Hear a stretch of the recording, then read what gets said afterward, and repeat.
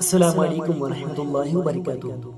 دوستوں، آج کی ویڈیو میں ہم عالم برزخ کی حقیقت کے بارے میں بتانے والے ہیں کہ عالم برزخ ہے کیا چیز، کہ عالم برزخ کے اندر کن کو رکھا جاتا ہے۔ دوستوں، جب انسان مر جاتا ہے تو اس عالم سے منتقل ہو کر عالم برزخ میں پہنچ جاتا ہے، خواہ ابھی اسے قبر میں بھی نہ رکھا جائے یا آگ میں بھی نہ جلایا جائے، اس میں سمجھ اور شعور بھی ہوتی ہے۔ رسول کریم صلی اللہ تعالی علیہ وآلہ وسلم نے فرمایا کہ جب نعش چارپائی وغیرہ پر رکھ دی جاتی ہے تو اس کے بعد قبرستان لے جانے کے لیے لوگ اسے اٹھاتے ہیں۔ اگر وہ نیک تھا تو کہتا ہے کہ مجھے جلدی لے چلو، اور اگر وہ نیک نہ تھا تو گھر والوں سے کہتا ہے کہ ہائے میری بربادی، مجھے کہاں لے جاتے ہو؟ پھر فرمایا کہ انسان کے سوا ہر چیز اس کی آواز سنتی ہے۔ اگر انسان اس کی آواز سن لے تو ضرور بے ضرور ہوش حواس کھو بیٹھے۔ موت کے بعد سے قیامت قائم ہونے تک ہر شخص پر جو زمانہ گزرتا ہے اس کو برزخ کہا جاتا ہے۔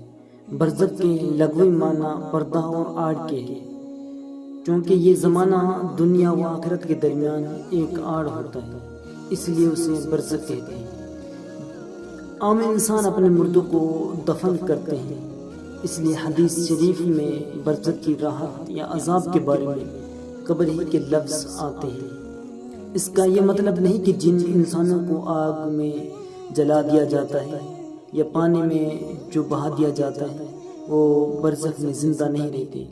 دراصل عذاب و ثواب کے تعلق روح سے ہے، اور یہ بات بھی یاد رکھے کہ اللہ جل شانہ ذرے پر بھی قادر ہے کہ وہ اپنے اس بندے کے ذروں کو بھی جمع کر کے عذاب و ثواب دینے پر قادر ہے۔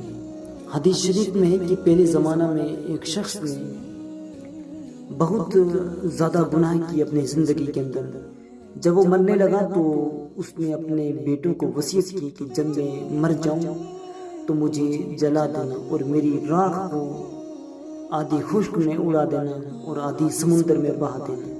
یہ وصیت کر کے اس نے کہا کہ اگر خدا مجھ پر قادر ہوگا اور اس نے اس کے باوجود بھی مجھے زندہ کر لیا تو مجھے ضرور بضرور زبردست عذاب دے گا، میرے علاوہ سارے جہانوں میں سے اور کسی کو نہ دے گا۔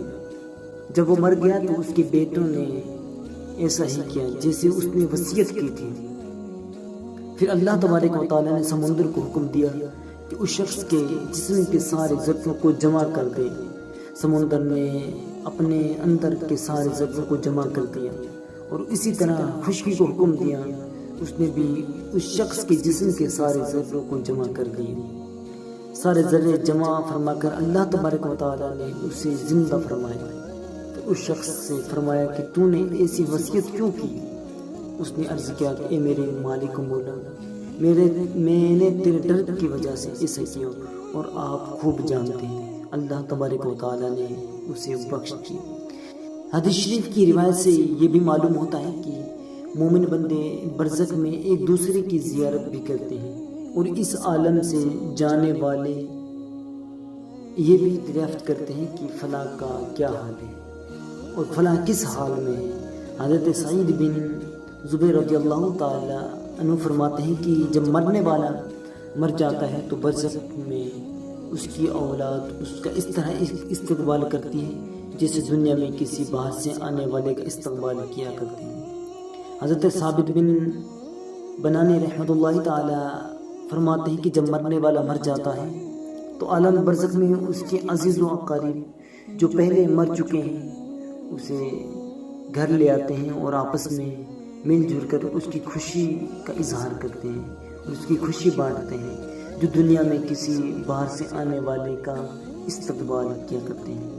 حضرت قیس بن قبیصہ رضی اللہ تعالی عنہ سے روایت ہے کہ رسول کریم صلی اللہ تعالی علیہ وآلہ وسلم نے فرمایا جو شخص مومن نہیں ہوتا اسے مردوں سے بات چیت کرنے کی اجازت نہیں دی جاتی۔